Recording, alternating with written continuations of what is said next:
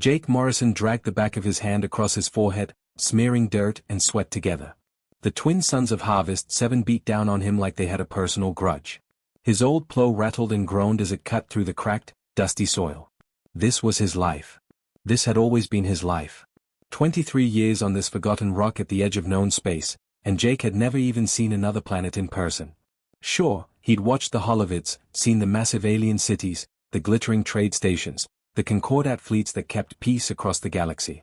But for humans like him? This was it. Farming on colony worlds nobody else wanted. Jake didn't complain much about it. What was the point? Humanity had made it to the stars, yeah, but they'd arrived as the hired help. Every species in the galaxy seemed to have something going for them. The Draxians were massive and strong, living for 300 years easy. The Velkin could breathe in any atmosphere and had brains like supercomputers. The Torgash had natural armor plating and could survive in the vacuum of space for hours. And humans? Humans were just there. Lived maybe 80 years if they were lucky. Got sick easy. Broke bones from simple falls. The galaxy's laborers, farmers, janitors, and dock workers. That's just how things were. Jake's dad had told him that. His grandfather had said the same. You don't question it.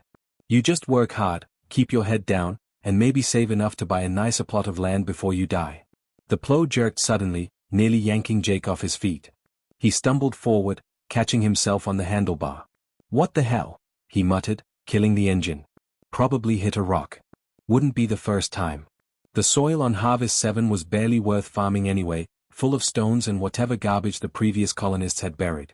Jake grabbed his shovel and walked around to see what had snagged the blade. There was a gouge in the earth, and something gleamed at the bottom. Not a rock. Metal. He knelt down and started digging with his hands, curiosity getting the better of him. The object was smooth, not like the rusted junk that usually turned up. As Jake cleared away more soil, he realized it was bigger than he'd thought. Maybe the size of his forearm. It had a weird crystalline quality to it, catching the sunlight and bending it in ways that made his eyes hurt if he stared too long. Symbols covered its surface. Jake didn't recognize them, but something about them felt wrong. They seemed to shift when he wasn't looking directly at them, like they existed in more than 3 dimensions. His head started to pound just from trying to read them. Probably worth something, Jake said to himself. Alien artifacts turned up sometimes on the older colonies. Most of them were junk, but occasionally someone would find something valuable. Maybe this could pay for a new irrigation system. God knows he needed one. He reached down and wrapped his hand around it. The moment his skin made contact, everything changed. The artifact erupted with blue light, so bright Jake should have been blinded. But he wasn't. The light poured into his palm, searing hot and ice cold at the same time. He tried to let go, but his hand wouldn't respond. His whole arm locked up, then his chest, then his entire body went rigid. Pain shot through him like lightning, starting at his hand and racing up his arm, into his shoulder, exploding through his skull. Jake tried to scream but his jaw was clamped shut. He fell backward into the dirt, convulsing, the artifact still clutched in his hand. Then the knowledge hit him. Images flooded his mind, thousands of them, millions, all at once. Star charts of systems he'd never heard of, with names and languages he didn't know but somehow understood. Mathematical equations that made quantum physics look like basic arithmetic. Schematics for machines and weapons that shouldn't be possible. Combat techniques for fighting styles he'd never seen. And memories. Memories that weren't his. He saw massive ships, bigger than cities, bearing a symbol he recognized deep in his bones, a rising sun surrounded by stars. Human ships. He saw worlds, dozens of them, hundreds, all flying human flags. He saw battles, councils, celebrations. He saw humanity not as workers, but as rulers. A voice cut through the chaos in his mind. It was old, older than anything Jake had ever heard. It sounded like multiple people speaking at once, harmonizing in perfect unity. Heir of the Forbidden Line, the voice said, and Jake felt the words in his chest like physical blows. The covenant of ascendancy recognizes you. What was sealed must rise. What was forgotten must remember. Jake's back arched, every muscle in his body on fire. The blue light from the artifact spread up his arm like veins, pulsing under his skin. He could feel it changing him, rewriting something fundamental. Then, as suddenly as it started, it stopped. Jake collapsed into the dirt, gasping for air. His lungs burned. His hand throbbed. When he finally managed to look at it, he saw the artifact had melted into his palm, or maybe merged with it. His skin glowed with faint blue lines, like circuitry just beneath the surface. He tried to stand and fell immediately. His legs wouldn't support him. His vision swam. He could still feel the knowledge in his head, pressing against his skull, too much information for one person to hold. He knew things he shouldn't know. Understood concepts he'd never studied.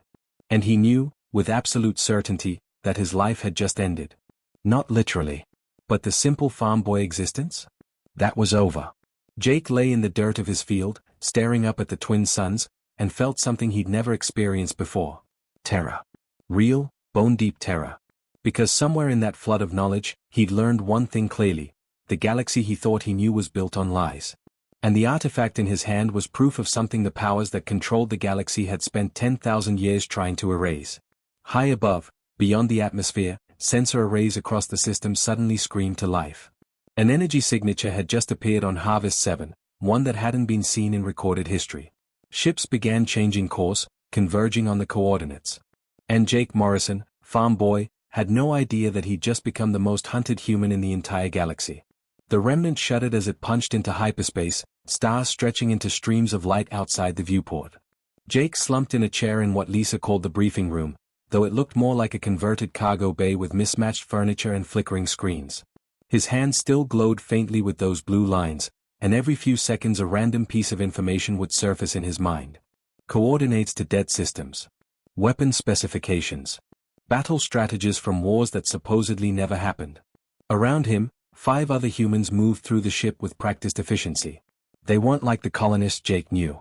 These people checked weapons like it was second nature, spoke in clipped tactical language, and moved with the kind of confidence that came from years of training. Real soldiers.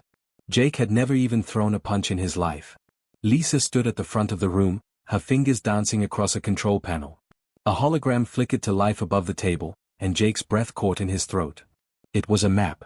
But not like any map he'd ever seen in school or on the public databases. This one showed the galaxy divided into massive territories, color-coded and labeled. And dominating a full third of it was a symbol Jake now recognized: the rising sun surrounded by stars. This was humanity, Lisa said, her voice quiet but firm. 10,000 years ago. We called it the Ascendancy. Jake stared at the hologram. Thousands of star systems, all marked with human colonies, shipyards, research stations, trade hubs. The scale of it made his head spin. That can't be real. It's real, Lisa said. She zoomed in on one sector, and individual planets appeared, each with detailed information scrolling beside them. We didn't join the galactic community peacefully, Jake. We didn't ask permission to be part of the Concordat. We ruled a third of known space. We had the most advanced technology, the fastest ships, the most innovative science. Other species came to human universities to learn. They bought human weapons. They feared human fleets. Jake shook his head, trying to reconcile what he was seeing with everything he'd ever been taught. No. That's impossible. Humans we're weak. We live maybe 80 years. We get sick from a bad breeze. We're the ones who clean alien ships and farm worlds nobody else wants. We were made that way, interrupted a voice from the doorway. Jake turned to see a thin man with graying hair and tired eyes. He wore coveralls stained with engine grease and carried a datapad covered in technical readouts. This is Tyler Brooks, Lisa said. Chief engineer. He keeps this rust bucket flying. Tyler nodded at Jake and moved to the hologram, pulling up another display. This one showed what looked like genetic code, 2 strands side by side. The left one is human DNA from pre-Concordat samples we've managed to recover from hidden archives. The right one is standard human DNA today. See the differences? Jake squinted at the display. Even with the strange knowledge floating in his head, genetics wasn't his strong suit. They look different. They're drastically different, Tyler said, highlighting sections that glowed red. After the Concordat defeated humanity, and that's a generous term for what actually happened, they didn't just erase our records. They rewrote us. Genetically. They released targeted viruses, deployed bioweapons, even manipulated our food supplies. Over a few generations, they reduced our average lifespan by 2/3. They limited our cognitive development, made our brains literally process information slower. They weakened our immune systems, made our bones more brittle, reduced our muscle density. The words hit Jake like physical blows. Why? Why would they do that? Lisa's expression hardened.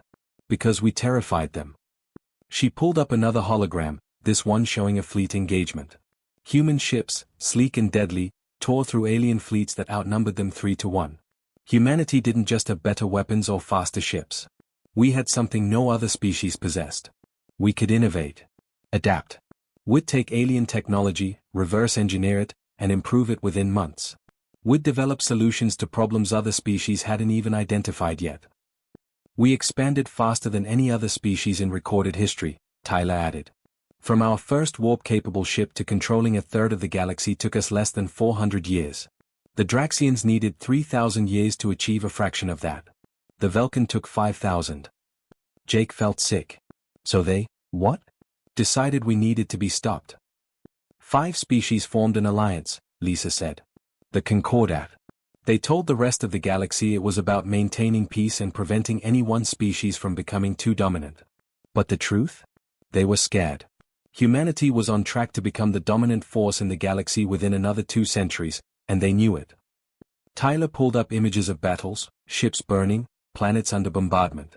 The war lasted 60 years. We were winning at first. But they had numbers, and they were willing to do things we weren't. They targeted civilians, deployed weapons that violated every treaty, released biological agents designed specifically to kill humans. We fought hard, Lisa said, her voice thick with emotion. God, our ancestors fought so hard. But eventually, the Concordat broke through our defensive lines. They destroyed our core worlds, shattered our fleets, and hunted down our leaders. And then they did something worse than just conquering us. The hologram changed, showing a timeline. Jake watched as the human territory shrank, systems going dark one by one. They erased us from history. Destroyed every record of the ascendancy. Rewrote educational databases across the galaxy. They made it so no species, including humans ourselves, would remember what we'd been. They turned us into a cautionary tale that nobody even knew existed. Jake looked at his glowing hand. And this thing? The artifact. An inheritor's seal, Lisa said.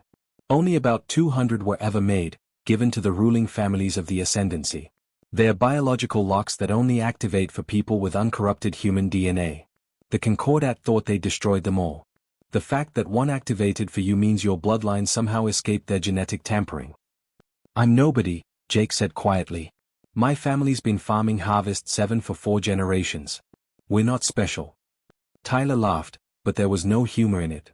4 generations on a backwater colony that the Concordat barely monitors? That's exactly how a bloodline would survive. Hide in plain sight, in a place so insignificant nobody bothers to check. Lisa leaned forward, her eyes intense. Jake, that seal gives you access to ascendancy technology. Every piece of knowledge, every weapon system, every hidden facility that's still out there waiting. The Concordat spent 10,000 years making sure no human could ever access that legacy again. And now you can. The weight of it pressed down on Jake's shoulders. I didn't ask for this. None of us asked for what the Concordat did to our species, Lisa said. But here we are. The question is, what are you going to do about it? Jake stared at the hologram of the ancient human empire, at the thousands of systems that had once been theirs, at the legacy that had been stolen and buried. His hand throbbed with power he didn't understand and didn't want. But somewhere deep inside, beneath the fear and confusion, something else stirred. Anger. Not hot and violent, but cold and determined. For every human who lived a half-life, never knowing they'd been crippled before birth. For every colonist breaking their back on worlds nobody else wanted. For his parents and grandparents who died young, never knowing they'd been robbed of decades of life. I don't know, Jake finally said. But I guess we're going to find out. Lisa smiled grimly. Welcome to the Remnant, Jake. Now the real work begins. Retry DD. The Remnant dropped out of hyperspace near what looked like empty void. Jake stared out the viewport, seeing nothing but distant stars and the faint glow of a nebula. Where's the station? Lisa smiled slightly and punched in a code. The space in front of them shimmered, and suddenly a massive asteroid appeared, pockmarked with docking bays and sensor arrays. Stealth field. Old ascendancy tech. The Concordat's been looking for this place for 300 years. As they docked, Jake got his first real look at Refuge Station. The interior had been carved out and transformed into a sprawling complex. Corridors branched in every direction, lit by soft blue lights. He saw living quarters, workshops, what looked like training facilities, and rooms packed with servers and holographic displays. Hundreds of humans moved through the station, all of them with that same purposeful intensity he'd seen on Lisa's crew. How many people live here? Jake asked. About 800 permanent residents, Lisa said, guiding him through the main corridor. But we've got another 5,000 scattered across different cells in the galaxy. Farmers, dock workers, ship crews, people living normal lives but ready to act when needed. They stopped at a large door marked with the ascendancy symbol. Lisa pressed her palm to the scanner. There's someone you need to meet.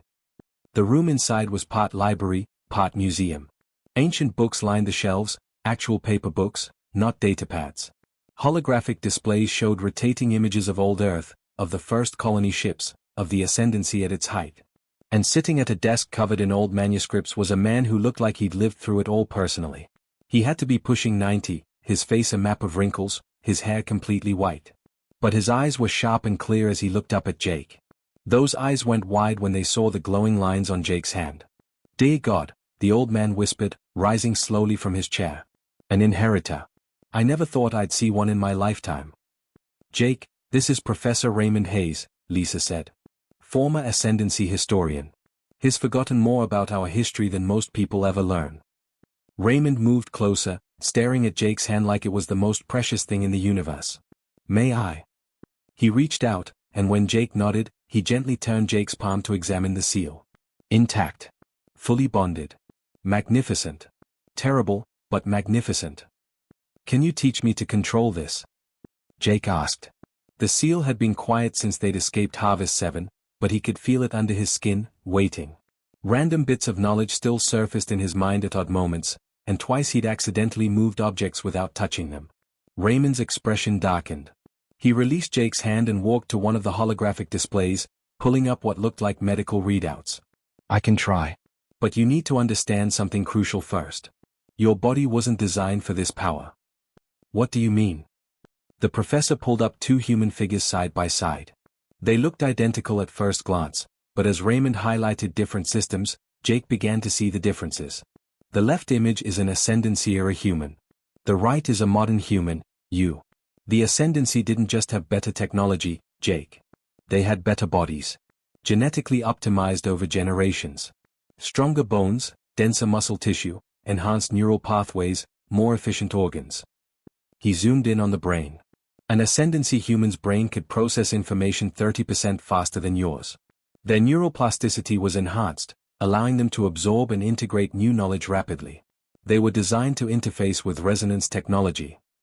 And I'm not, Jake said quietly. You're running ancient software on outdated hardware, Raymond confirmed. Every time you use the seal, you're forcing your body to do things it wasn't built for. It's like trying to run a modern city's power grid through wiring designed for a single house. Something's going to burn out. Jake looked at his hand. How bad? Raymond pulled up another display, this one showing cellular damage patterns. Based on the readings Lisa took during your escape, the burst of power you used to destroy those Concordat ships?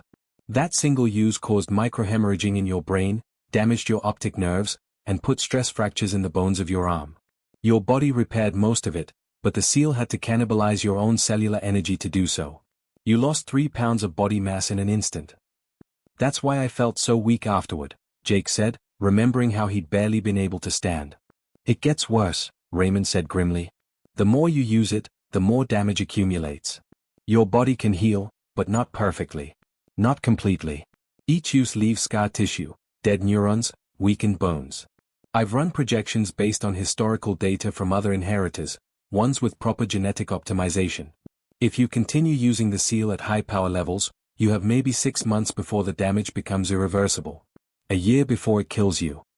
The words hung in the air like a death sentence. Lisa looked away, her jaw tight. Jake felt his stomach drop. So what do I do? He asked. Just not use it. That's one option, Raymond said. Let the seal remain dormant, live a normal life. But we both know that's not possible now. The Concordat knows you exist. They'll hunt you until they find you. Then teach me, Jake said, surprised by the steel in his own voice. If I've got 6 months, let's make them count. Raymond studied him for a long moment, then nodded slowly. Training starts tomorrow. 6 hours a day, every day. I'll teach you control, precision, efficiency.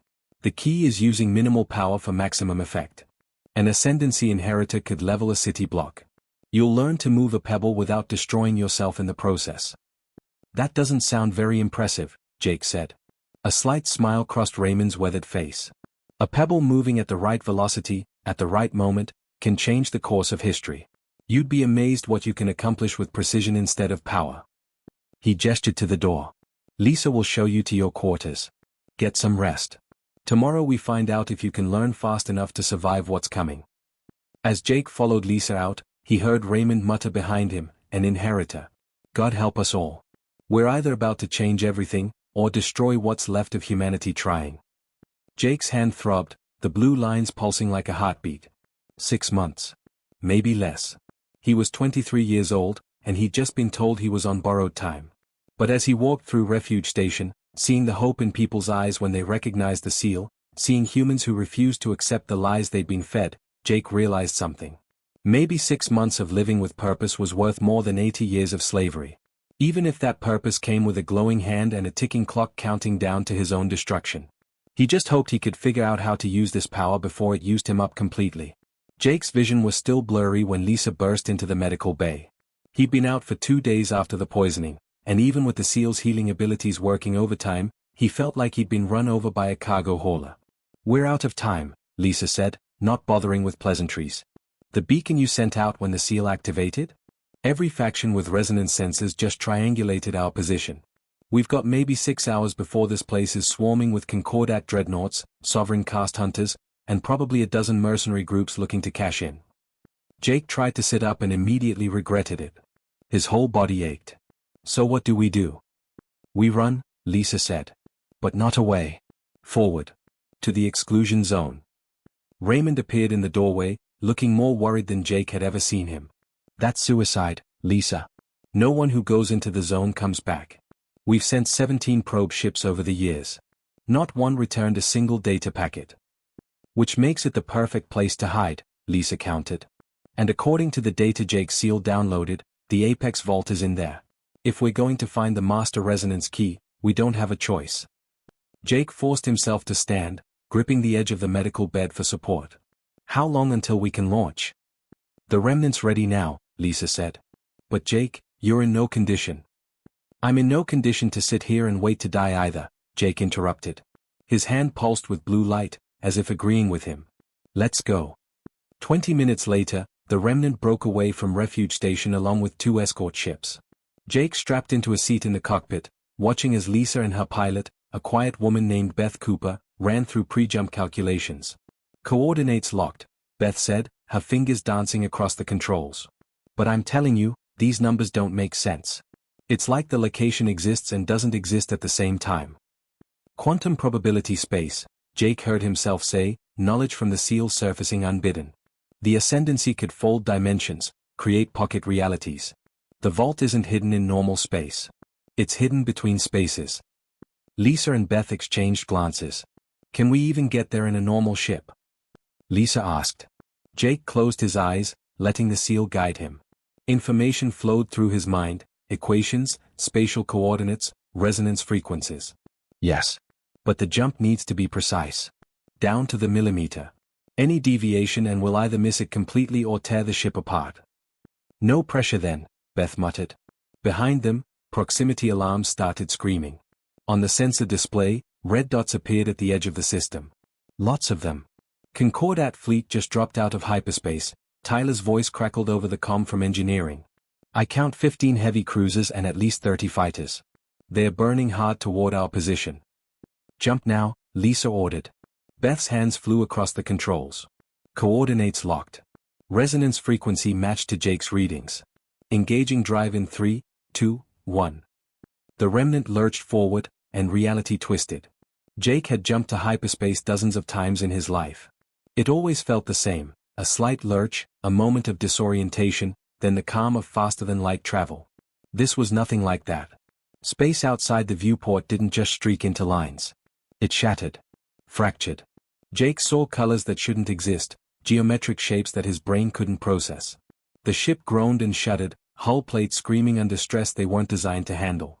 Systems failing across the board. Tyler shouted over the comm, "Sensors are offline, navigation is spinning, I've got power fluctuations in every deck." Beth fought with the controls, but the ship wasn't responding normally. Something's wrong. Space itself is wrong here. It's like trying to fly through water that's also air and also solid rock all at the same time. Jake pressed his glowing hand against the console, not even sure what he was doing. The seal flared bright, and suddenly he could feel the ship, feel the warped space around them, feel the dimensional fold they were trying to navigate. "Let me help." "Don't fight it, Beth. Follow my lead." He didn't know how he knew, but his hand moved across the sensor display, tracing a path through the chaos. Beth followed his directions without question, adjusting course by fractions of degrees, matching speed and frequency to the numbers Jake called out. Slowly, the shaking subsided. The impossible colors faded. And through the viewport, they saw it. "Holy Mother of God," Lisa whispered. It was a ring. Not a planet, not a station, a ring the size of a solar system, rotating slowly around a black hole that bent light and space around it like water circling a drain. The structure was silver and blue, covered in the same crystalline technology that made up Jake's seal, pulsing with power that made the sensors scream even though most of them were offline. "The Apex Vault," Raymond breathed from somewhere behind Jake. "It's real. It's actually real." Tyler's voice came through, shaken. "That's not just a structure. That's engineering on a scale I didn't think was possible. That ring could hold 1 billion people. Maybe more." "It's not in normal space," Jake said, still feeling the dimensional fold through the seal. "The Ascendancy built it in a pocket dimension, anchored it to that black hole. From the outside universe, this place doesn't exist. It's folded away, hidden in the space between spaces." Beth brought the ship closer, navigating carefully through the distorted gravity fields. As they approached, automated defense systems came online. Weapons platforms the size of buildings tracked their movement, but they didn't fire. A voice echoed through the ship, not through the comms but through the very walls themselves. It was artificial, cold, ancient beyond measure. "Vessel detected. Scanning for authorization. Inheritor's seal detected. Genetic markers verified. Identity, Jake Morrison, Bloodline Theta 7, House of the First Son authorization level, heir apparent. Welcome home, Inheritor. The Apex Vault has waited 10,000 years for your return." Jake felt a chill run down his spine. The entire structure was responding to him, recognizing something in his blood that even he didn't fully understand. "Preliminary scans indicate unauthorized vessel modifications and life signs of non-optimized humans," the voice continued. "Standard protocols suspended pending Inheritor evaluation. Docking Bay 793 Alpha now accessible. Warning, vault integrity at 73%. Dimensional anchors degrading. Estimated time until catastrophic failure, 47 hours, 19 minutes. It's falling apart," Raymond said. "The vault's been sitting here for 10,000 years with no maintenance. The dimensional fold is collapsing." Lisa looked at Jake. "We've got 2 days to find what we came for and get out before this entire place tears itself and us apart." Jake stared at the impossible structure, this relic of an empire he'd never known but somehow carried in his very DNA. Somewhere in there was the master resonance key, the power to change everything, to restore humanity, or to doom them completely. His hand throbbed with blue light, eager, hungry. And Jake wondered if he was ready for what he might find inside. Jake stood before the master resonance key, suspended in a column of pure energy at the heart of the Apex Vault. It was beautiful and terrifying, a crystalline sphere that seemed to contain entire galaxies within it, pulsing with power that made his seal burn in response. This was it. The culmination of everything. The power to restore humanity or destroy what remained of it. Then the alarm started screaming. "Jake, we've got company." Lisa's voice crackled through his comm. "Concordat breach teams just blew through the outer defenses. They're coming fast." But it wasn't Concordat soldiers who entered the chamber. It was a single person. She looked young, maybe 19 or 20, with dark hair pulled back in a tight braid. She wore Concordat armor, but what caught Jake's attention was her hand. Blue lines glowed beneath her skin, identical to his own. Another inheritor. "My name is Rachel Vance," she said, her voice calm and controlled. "And I can't let you take that key." Jake's heart sank. "You're human. You're working with them?" "I was raised by them," Rachel said, moving closer. Her seal pulsed, and Jake felt the air between them crackle with building energy. "The Concordat found me when I was 6 years old. They taught me the real history, showed me what the Ascendancy actually was. You think they were heroes? They were tyrants, Jake. They conquered worlds, enslaved species, and nearly destroyed the galaxy with their arrogance. That's what they told you, Jake said, his own seal responding to her presence. But did they tell you what they did to us? How they crippled our entire species? They saved us from ourselves. Rachel's hand blazed brighter. Do you know what happens when humans get unlimited power? We become monsters. The Ascendancy proved that. And you're about to make the same mistake they did. She moved, and reality bent. Jake barely had time to react as Rachel's will slammed into him like a physical force. The ground beneath his feet liquefied, then solidified as stone spikes erupted upward. He rolled aside, his own seal flaring, turning the spikes to dust.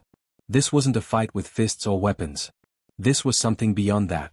Their seals connected them to the fabric of reality itself, and now they were both pulling at it, reshaping it according to their will. Rachel attacked with precision, every move calculated and controlled. Her Concordat training showed in how efficiently she used power, never wasting energy.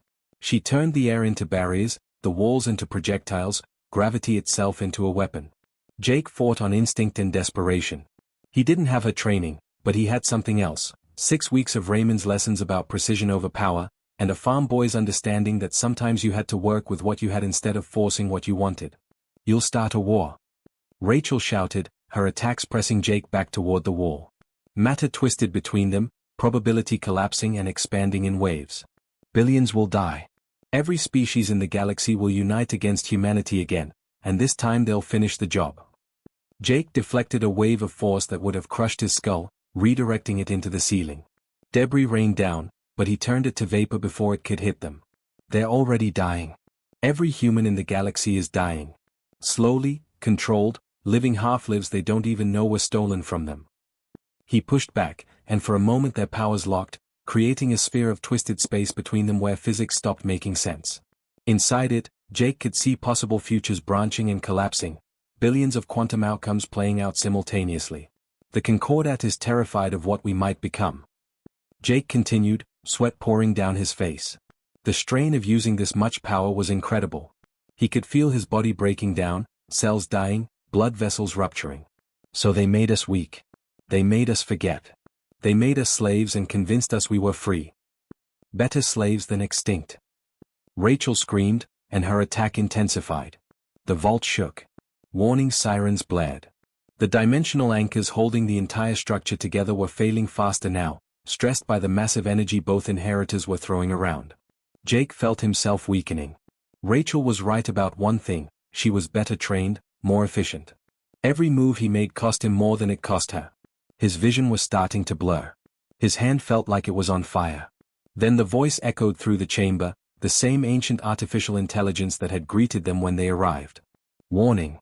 Lethal force exchange detected. Initiating final protocol. The space between Jake and Rachel crystallized, freezing them both in place. A hologram materialized, an old woman with kind eyes and a tired smile. I am Victoria Hayes, last sovereign of the Ascendancy, she said. And I've been waiting 10,000 years to tell you both the truth you're not seeing. Rachel struggled against the hold. Who are you? The woman who destroyed the Empire, Victoria said simply. Not the Concordat. Me. Because I saw what would become, and I couldn't let it continue. She gestured, and holograms filled the chamber. Images of the Ascendancy at its height, beautiful cities, incredible technology, humanity at its peak. But then the images changed. Conquered worlds. Enslaved populations. Human leaders drunk on power, making decisions that cost billions of lives. We didn't start as tyrants, Victoria said. We started with the best intentions. We were going to uplift the galaxy, share our knowledge, create paradise. But power corrupts. Slowly. So gradually you don't notice until it's too late. We stopped listening to other species. We stopped questioning ourselves. We became exactly what we'd always feared, conquerors who justified every atrocity with good intentions. Jake watched the images, his heart sinking. He saw human ships bombarding planets that refused to join the Ascendancy. Saw labor camps filled with aliens forced to build human monuments. Saw protests crushed, dissidents eliminated, entire cultures erased because they stood in humanity's way. The Concordat didn't defeat us, Victoria continued. We tore ourselves apart. A civil war between those who wanted to rule with kindness and those who wanted absolute control. In the end, neither side won. We destroyed ourselves, and the Concordat swept up what remained. She looked directly at Jake. That key you're reaching for? It's not salvation. It's the same trap that destroyed us the first time. Unlimited power with no checks, no balance, no wisdom to guide it. So what do I do? Jake asked, his voice breaking. Just accept what the Concordat did to us? Let humanity stay crippled forever? No, Victoria said gently. You find a third path. Not domination. Not subjugation. Something new. The crystalline hold released. Jake and Rachel both stumbled, exhausted. They looked at each other, really looked, and Jake saw the same confusion and pain in her eyes that he felt. We don't have to be enemies, Jake said quietly. Neither of us wants what happened before. Rachel's seal flickered, dimming slightly. What are you suggesting? Jake turned to the master resonance key, still pulsing with infinite potential. He could take it. Become a god. Restore humanity with a thought. Or he could do something the Ascendancy never did. He could choose differently. Jake raised his hand, the seal blazing one final time. But instead of claiming the key, he did something else entirely.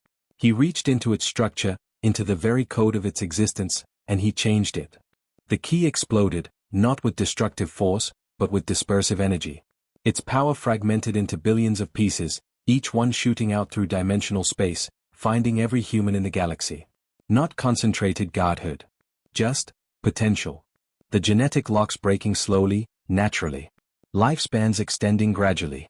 Minds awakening bit by bit. Not a revolution, but an evolution. No human would become a god.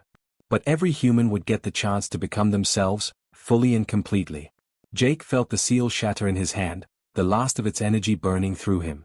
He collapsed, and Rachel caught him. What did you do? She whispered. Gave them a choice, Jake gasped.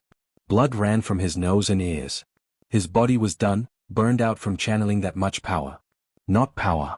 Just possibility. The vault trembled. The dimensional anchors were failing completely now. Time to go. Lisa shouted, running into the chamber with the rest of the crew. As they carried Jake back to the ship, he watched the Master Key's chamber collapse behind them. The Apex Vault was dying, its purpose fulfilled at last. Rachel came with them. She didn't say much, but she didn't fight either.